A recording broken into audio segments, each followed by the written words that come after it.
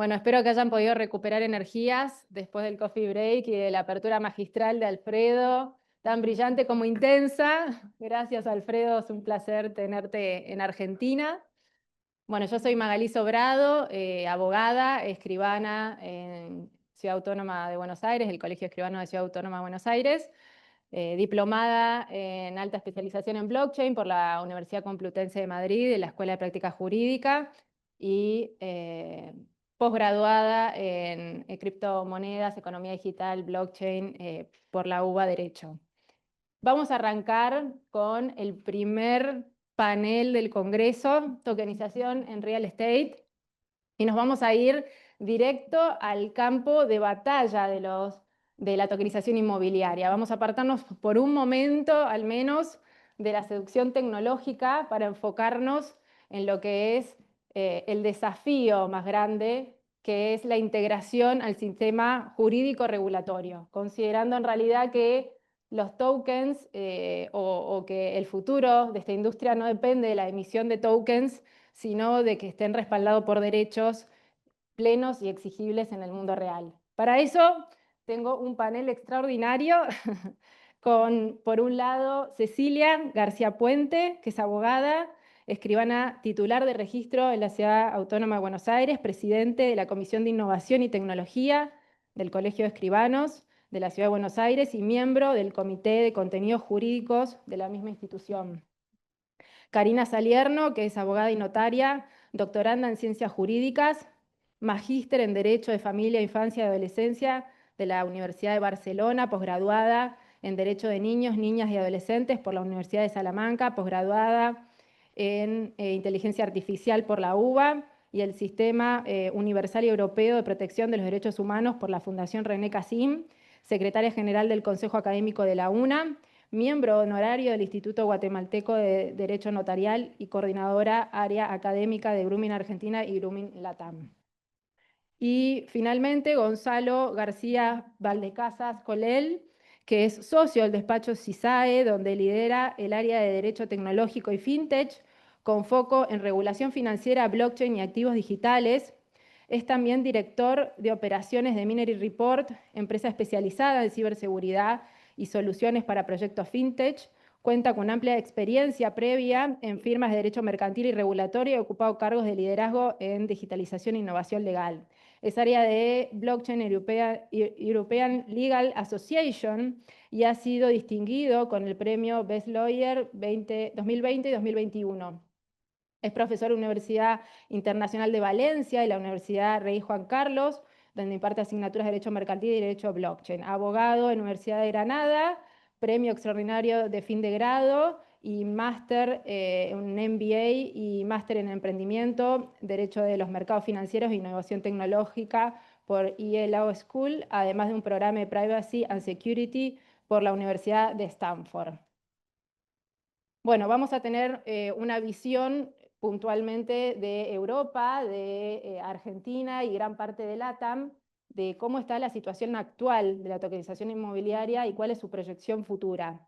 Y arrancamos con el primer bloque, que nos vamos directamente a España. Empezamos con Gonzalo, y la pregunta es, Gonzalo, a partir de la experiencia de MiCA y del régimen piloto, ¿cuáles han sido los principales avances de la regulación en la práctica de la tokenización inmobiliaria? Y la segunda pregunta, te hago las dos directo. Si tuvieras que diseñar desde cero un marco regulatorio para LATAM, ¿cuáles serían los elementos imprescindibles que para que la región pueda convertirse en un epicentro competitivo?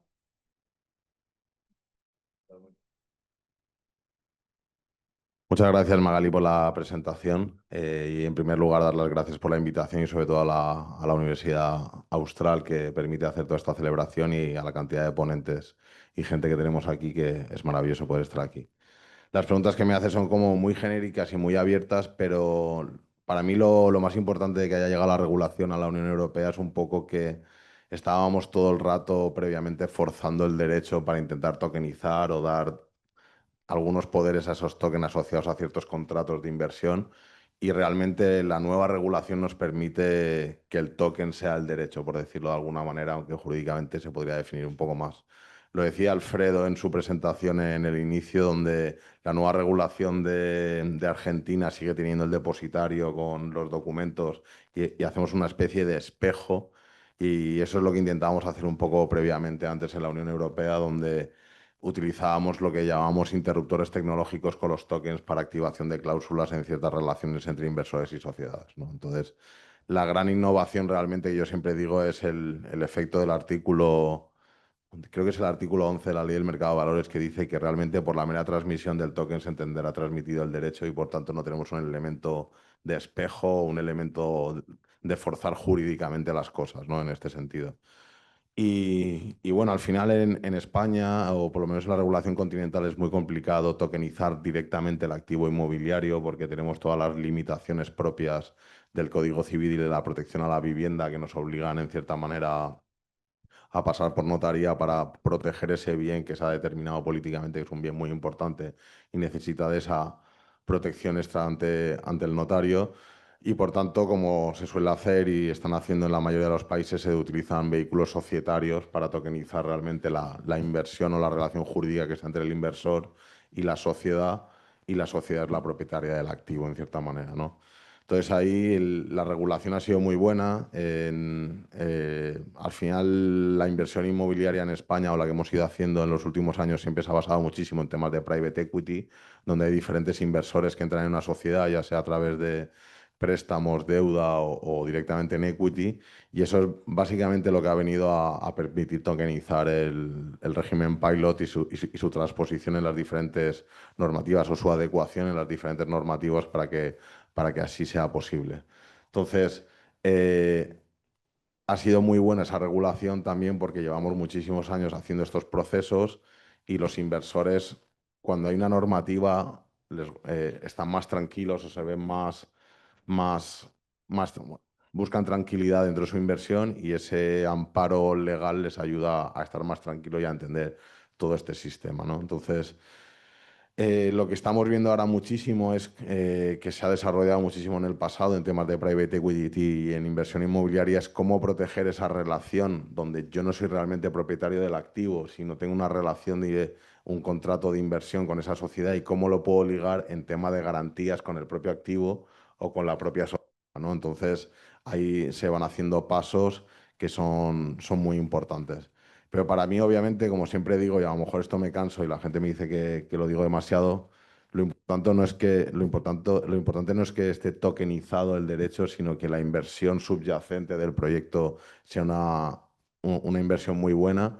Y a lo mejor lo que siempre estamos esperando es que todas las relaciones intrasocios y con la sociedad también puedan ser de manera digital, tanto el reparto de dinero como el tema de derechos de información, lo que sería un poco la parte de digitalización del sector societario, del sector de la inversión, no tanto del documento en sí mismo o mi documento, sino poder automatizar ciertas decisiones para que sean mucho más transparentes, que siempre en private equity parece que estoy dando el dinero a alguien y tengo que esperar mágicamente que lo haga bien para que me lo devuelva. Puedo tener un sistema tecnológico basado en mi poder de decisión en relación a la sociedad para poder controlarlo. Y para mí una de las grandezas de este sistema es la digitalización del sistema jurídico y, por tanto, de los sistemas de control y compliance hacia las cosas, que esa es la segunda fase que falta por venir. Obviamente, todos los elementos traslativos, la mera transmisión del token transmitirá ese derecho contra la sociedad, pero poder utilizar esos smart contracts programables, como hablaba Alfredo, en los mercados secundarios, donde se puede hacer todo muy rápido,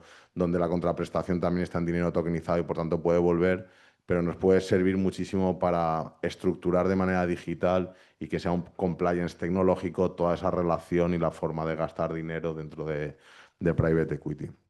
También es muy interesante que lo hemos visto que muchas veces se utilizan en las inversiones inmobiliarias tanto dinero de capital como los bridge lending o los créditos promotores para realizar las inversiones y cómo ese dinero promotor se va liberando con respecto a certificaciones de construcción dentro del propio proyecto. Y es muy bueno cómo podemos tener en escrow ese dinero a la espera de que se vaya pasándose esos pasos que hemos pactado con los gestores del proyecto para que se pueda ir liberando el dinero así rápidamente, ¿no? Entonces, es un poco en general de qué es lo que nos ha venido, pues los inversores lo entienden, hay muchísimas más noticias, quién entra en esto, Creo que quedan muchísimos pasos por digitalizar estos procesos para que sea realmente eficiente. Y luego la segunda parte de la pregunta, que era un poco ver cómo se ha hecho en la Unión Europea y cómo a lo mejor trasladarlo a América Latina. Yo la verdad es que, como hablábamos previamente, Magalí, no puedo dar muchísimos problemas ni muchísimas críticas a cómo lo ha hecho la Unión Europea y sobre todo España. Al final son los que han liderado y han decidido realmente modificar la ley de sociedades de capital, eh, la ley de instituciones de inversión colectiva, creando todo el mercado primario. Ellos van avanzando sobre todo en temas de ciberseguridad y viendo cuáles son los requisitos necesarios para que todo esto funcione bien, pero no puedo, desde el momento en que son los primeros y que se han lanzado y se supone que la Unión Europea siempre ha sido tachada como aquellos que son realmente conservadores y esperan a que los demás adelanten, pues en este caso obviamente se va mejorando con el camino, pero ellos han tomado la delantera y no puedo más que felicitarlos en ese caso y más estar orgulloso de España por haberlo hecho. En este caso también lo que son las autoridades competentes están llevando a cabo muchísimo desarrollo real de cómo se implementan estas regulaciones para que salga. Creo que se han tomado ciertas decisiones en España que creíamos que iban a bloquear y en realidad han sido muchísimo más laxas con el objetivo de que esto se pueda abrir en temas de custodio, de quién puede custodiar o no, cómo funciona. Y también para mí es una muy buena elección que el regulador en España haya decidido que sean entidades privadas que hagan esto, que yo creo que fomentará la competencia, fomentará la eficiencia y que realmente el proceso sea muchísimo mejor, más que hacerlo realmente público y que sea un registro público como estamos acostumbrados al registro mercantil, el registro de la propiedad, sino que sean estas agencias de valores o estas sociedades las que vayan adelantando este trabajo y no nos quedemos con que es una institución pública que lo tiene que hacer. Entonces, ahí lo único que recomiendo a los otros países es que vayan viendo cómo es la evolución y cuáles son los requisitos que se están haciendo por parte, sobre todo de la autoridad competente, no tanto del legislador, para poder ir copiando esos modelos. Y al final, leyendo estos días lo que decíamos, la regulación que ha metido o que está intentando crear Argentina en este caso, que se arriesguen de verdad y que lo intenten. Entiendo que es que uno hace lo que puede con lo que tiene y al final uno intenta innovar o digitalizar o evolucionar con lo que tiene, pero realmente intentemos no hacer elementos mixtos o híbridos entre el pasado y el futuro, sino realmente demos ese paso a que sea realmente tokenizado y digital para que luego podamos encontrar esos problemas y ir resolviéndolos. Si estamos en cosas pasadas con depositarios, con documentos, pues nos quedamos un poco a caballo y lo que tenemos que hacer es dar el salto, encontraremos problemas y determinar cuáles son los elementos compliance para que la mitigación de riesgos en esos procesos se pueda llevar a cabo. No sé si con esto respondo un poco tu pregunta o no. Sí, perfecto. Hola, hola, ¿se escucha, no? Sí. Perfecto, Gonzalo. Realmente tenemos un mapeo completo de cómo fue la experiencia allá y cómo se puede proyectar en América Latina. Me voy a vuelvo a Argentina y me voy a preguntarte a vos, Cecilia, con relación tanto a tu experiencia como a tu rol institucional también. ¿Cómo conciliar la promesa del ticket bajo con la complejidad jurídica de transferir derechos reales? ¿Estamos hablando de lo mismo realmente? Y por otro lado, ¿cómo interactúan hoy los marcos normativos en Argentina en la materia inmobiliaria, registral y de mercado de capital? Bueno, buenos días a todos. Muchas gracias, Magalí, por la invitación y a la Universidad Austral. Es un honor estar acá, en este panel. Y en cuanto a tu primera pregunta, la verdad que la promesa del ticket bajo es muy poderosa porque lo que hace es democratizar la inversión. Cualquier persona en cualquier parte del mundo puede tener acceso a un inmueble en Nueva York, en Madrid o en Dubái y con poca inversión. Si no puedo acceder a la vivienda, también tal vez pueda capitalizarme invirtiendo en ladrillos en algún lugar del mundo. El problema que tenemos, como recién lo comentó Gonzalo y lo comentó antes Alfredo, es que es simplemente un derecho personal, no es un derecho real. Nuestra legislación de tipo continental en Latinoamérica y en Europa mayormente está basado en los derechos reales de numerus clausus y la voluntad de las partes no puede avanzar sobre eso. Sí podemos tener un derecho personal sobre esa propiedad pero no va a ser el típico derecho real que nosotros conocemos. O sea, va a ser la sociedad vehículo o el fideicomiso, va a negociar a través de la tokenización un derecho personal que nos va a dar una ganancia, un instrumento financiero, pero no es el típico derecho real tal como lo conocemos. En Argentina sí hay algunas innovaciones al respecto, no en cuanto al tipo de derecho, sino en cuanto a la calidad del token. Se está trabajando en Real World Asset o activo del mundo físico, en darle un plus de valor. Este plus de valor comenzó en su momento con la ley de Liechtenstein, donde crea una figura del validador de tokens. ¿Qué pasa con estos tokens?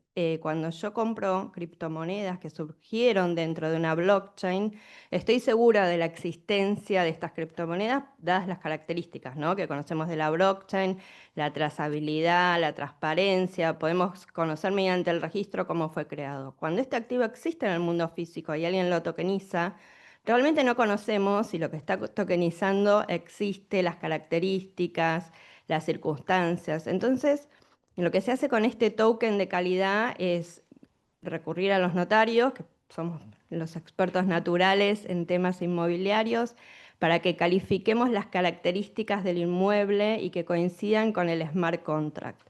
Entonces el escribano va a validar, bueno, primero las características catastrales, las características del título de propiedad, que la persona que esté tokenizando realmente sea el titular, el estado de dominio, que no tenga trabas, embargos, inhibiciones, y le va a dar un plus durante todo el recorrido de este token. Por el momento se está instrumentando a través de fideicomisos y las sesiones también de estos derechos de fideicomiso están siendo validadas por escribanos mediante certificaciones digitales a distancia, que contamos tanto la provincia de Buenos Aires como la ciudad de Buenos Aires, para poder hacer estas certificaciones de calidad y proteger al inversor. La idea siempre de esta idea del validador es que el pequeño inversor sea protegido en un ámbito que, como decía hace un rato Alfredo, puede ser peligroso, porque la verdad que muchas veces actuamos con ojos cerrados y no nos brinda la confianza que necesitamos. Así que bueno, la idea un poquito es darle un plus a esta tokenización, que no es la tokenización real de inmuebles, sino un activo financiero.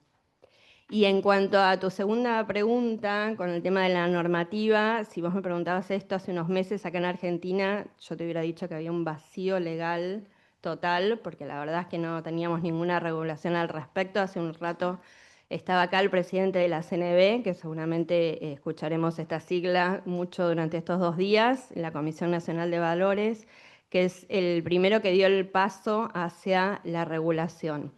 Hubo 3 regulaciones durante este año que empezaron a trabajar el tema. La primera fue la creación de un sandbox regulatorio.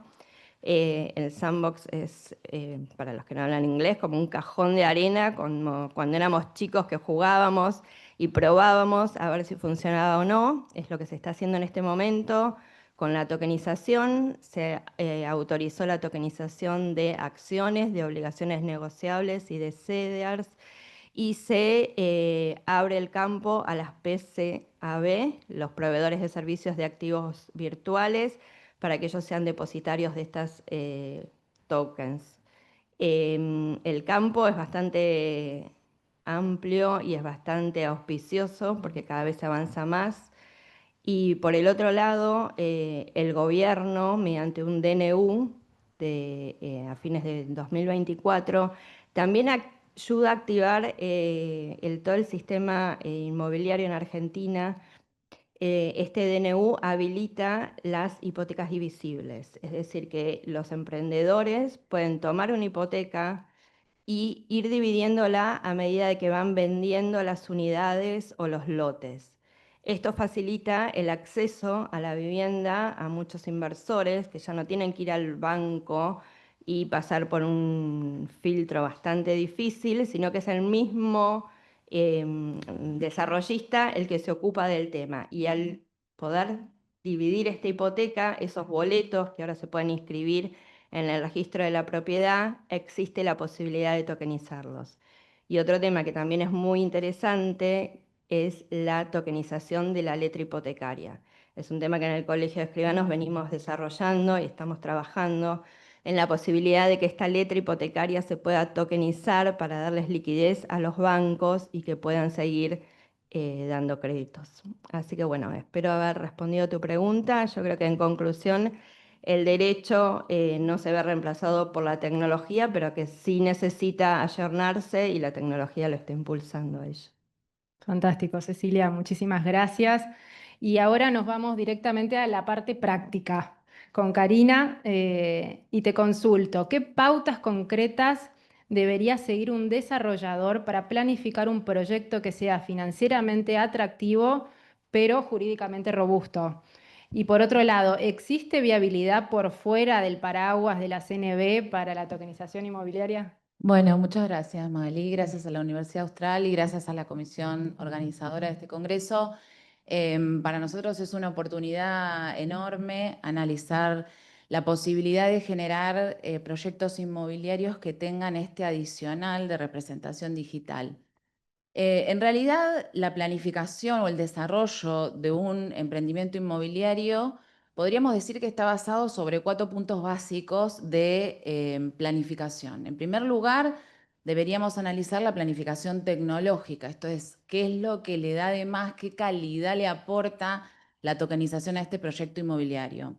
Y en este sentido, lo que vamos a decir es que la tecnología de registro distribuido lo que le aporta es trazabilidad y seguridad informática, sin lugar a dudas, le da esta calidad, este valor al proyecto inmobiliario. Por otro lado, esa proyección tecnológica está atravesada por un principio que es un principio de neutralidad tecnológica. Por lo tanto, la otra proyección que tenemos que analizar es la proyección normativa, es decir, el principio de realidad económica, el contrato que va a vehiculizar ese activo subyacente. Y el principio o la proyección desde el punto de vista normativo está relacionado con que tenemos que analizar cuál es el régimen jurídico aplicable a ese activo subyacente.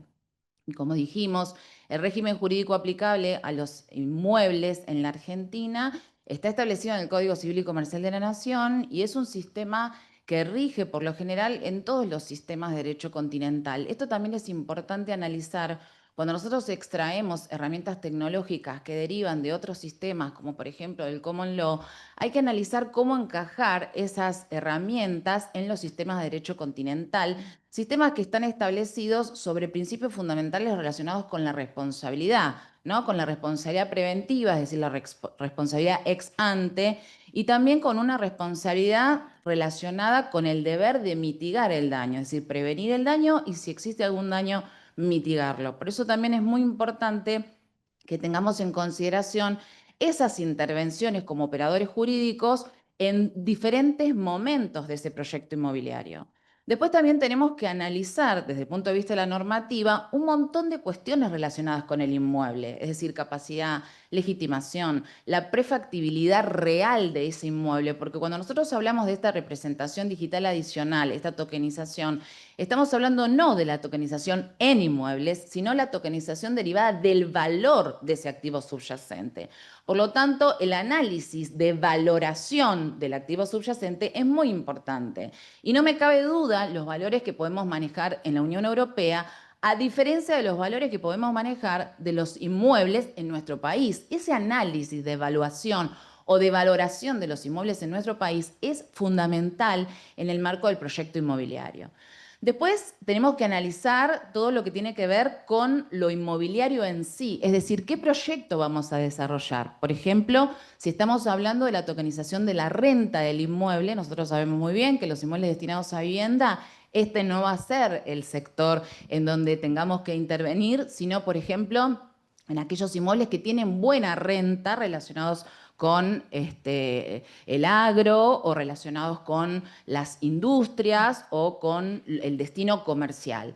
Hay otro destino que a mí me parece muy interesante que deberíamos incursionar y es el relacionado con el destino vacacional, es decir, la posibilidad de tokenizar derechos de uso, que son derechos personales, sobre inmuebles destinados a tiempo compartido. Es interesante porque nosotros tenemos una regulación a partir del 2015 en nuestro Código Civil y Comercial de la Nación que establece el derecho real de tiempo compartido, pero la comercialización de los derechos de uso puede ser a título de derecho personal.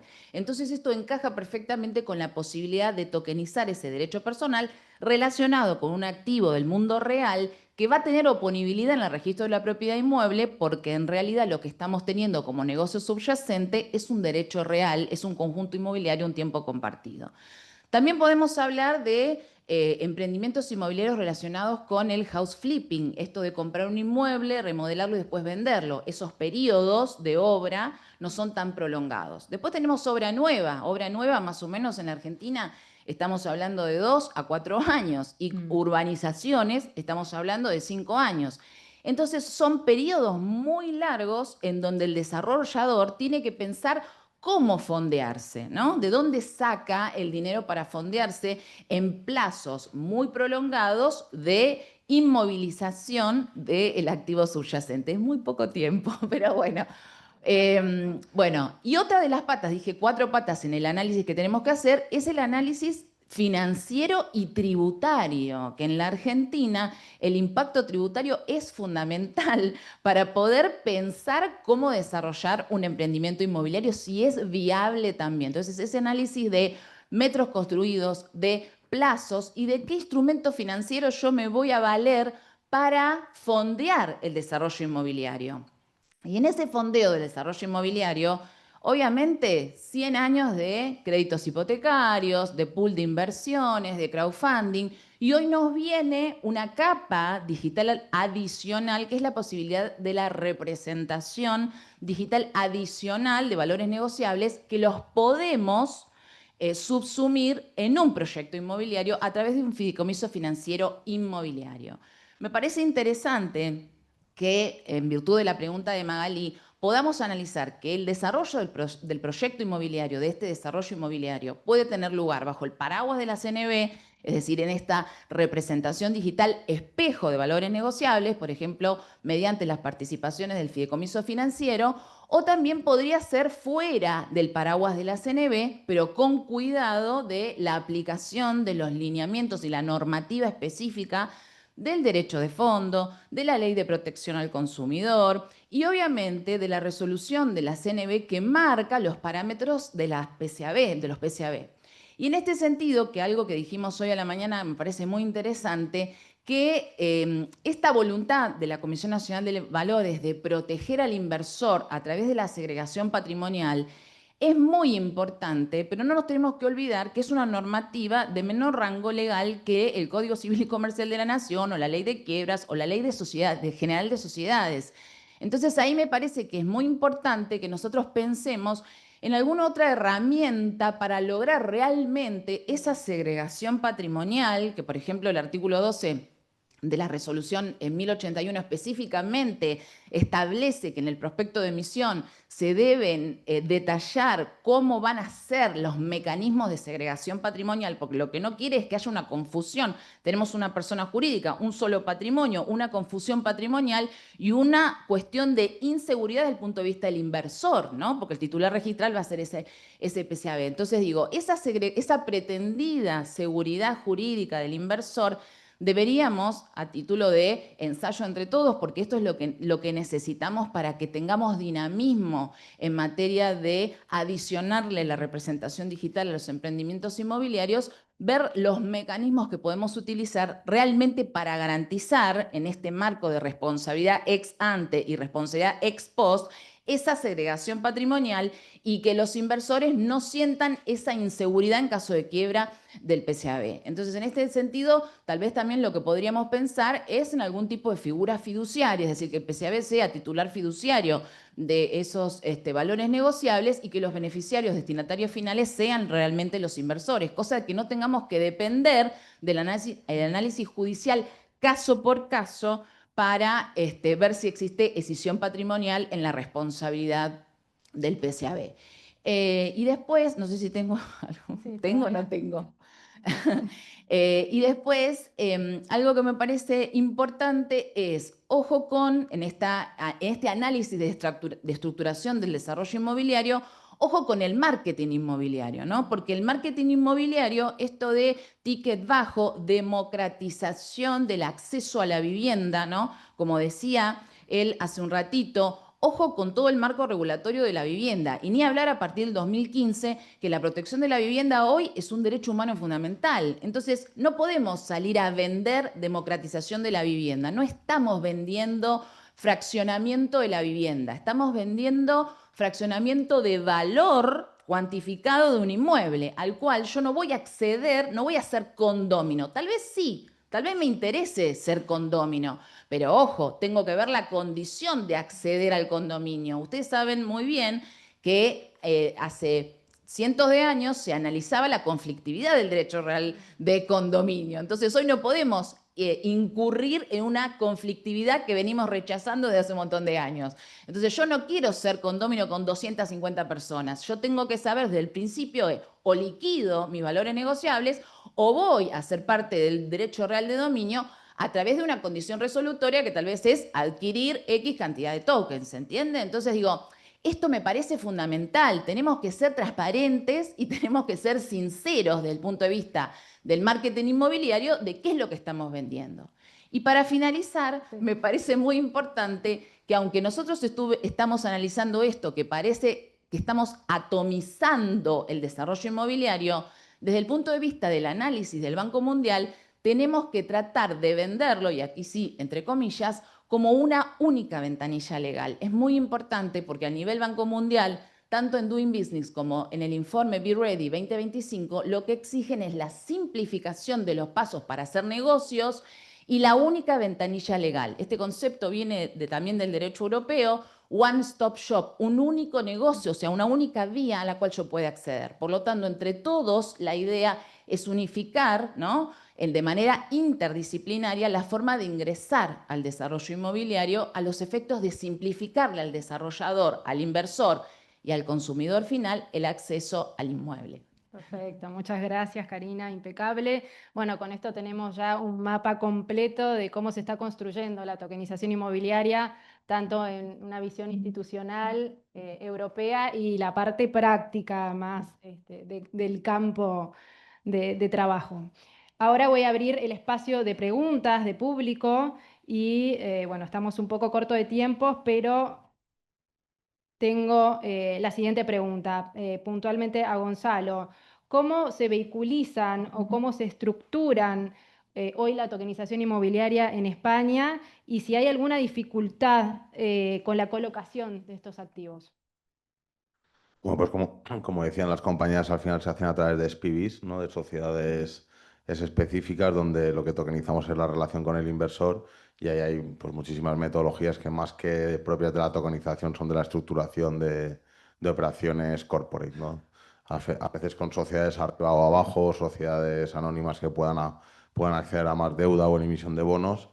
Y lo que sí que me gustaría, siguiendo lo que decía la compañía, sobre todo en el tema de marketing de inversión, a nivel más de negocio, más que de propio jurídico, muchas veces hay que tener en cuenta lo que es el CAC, ¿no? Que es el coste de adquisición de cliente o el coste de adquisición de inversor. Entonces, muchas veces cuando vemos proyectos que puedes entrar a partir de 50 euros o 100 euros, no es realista, ¿sabes? Porque en realidad toda la propia operativa de poder que la tecnología nos ayuda a eficientar ese proceso y por tanto podemos tener una relación con 300 inversores en vez de con uno o con dos, pero muchas veces, tal y como está hoy en día la inversión inmobiliaria, por lo menos en la Unión Europea, el coste de adquisición de clientes siempre va a ser superior a 100 euros por inversor. Entonces, no es muy realista pensar en tokens de 100 euros o conjuntos de inversión de 100 euros. A lo mejor, como ya decía, sí que adquiero 30 tokens de 100 euros, pero inversores de 100 euros es complicado hoy en día, simplemente por todo el tema burocrático de documentos y sobre todo lo que me cuesta a nivel de campañas de marketing llegar a esas personas, ¿no? Entonces, podemos entender el concepto de atomización, pero no lo podemos llevar al ridículo de 1 euro o 2.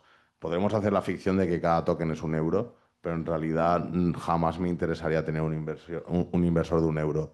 simplemente toda la parte de reporting de información o de liquidación o lo que fuera sería bastante complicada. Y como siempre intento explicar, y bien lo han dicho las compañeras, sobre todo en inmobiliario, lo importante es el proyecto inmobiliario, de dónde se van a sacar las rentabilidades, si es un flipping, si es una promoción o cómo va a ser, porque no porque sea tokenizado es mejor. O sea, puede ser más eficiente, pero no quiere decir que sea eficaz por sí mismo, ¿no?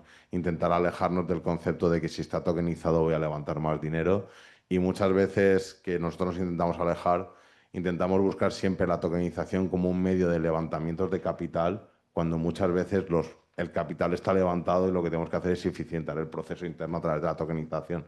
No solo pensar tokenizar para levantar dinero, que es como decimos, como digo yo a veces en modo gracioso en mis posts, que es purpurina blockchain, ¿sabes? El modelo de negocio es el que es, se puede eficientar, hay muchísimos procesos de digitalización jurídica y administrativa, pero que no solo sea purpurina blockchain para levantar dinero. Perfecto, perfecto. El concepto. Bueno, no, nos quedamos ya sin tiempo, así que vamos a finalizar acá. Realmente un placer tenerlos y los invito a quedarse al próximo panel, que es de efectos jurídicos del token, a cargo de Alejandro González Rossi. Muchas gracias a todos.